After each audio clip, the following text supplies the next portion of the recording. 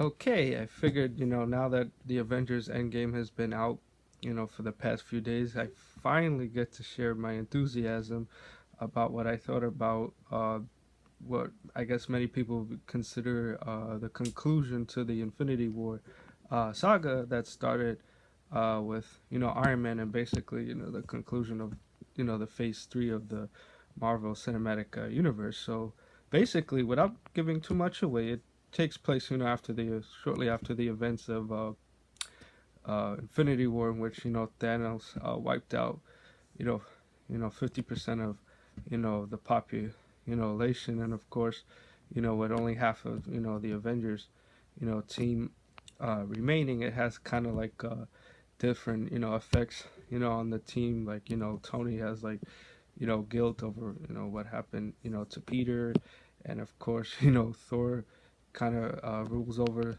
a new version of Asgard, um in Norway, which he's become like I guess a drunk of of sorts and things like that. Clint kind of became like an assassin, and Scott Lang returned from the from the other realm that he was trapped in at the events of the second Ant-Man movie. So of course the Avengers try to formulate a plan in order to I guess get back the Infinity Stones, different time periods throughout previous Marvel movies, as a way of kind of like undoing the damage that Thanos did, to kind of like bring back the people that were lost. So I would say in terms of what I thought about Endgame, it does in a sense live up to its hype, since it's like I said, it's kind of like the an 11-year accumulation worth of 22 Marvel movies like that started the Marvel Cinematic Universe with Iron Man, and kind of reaches its conclusion here. And like the way I would see about the movie, it kind of drags a little bit in the in the middle, because I kind of feel like nothing's like really going on action wise.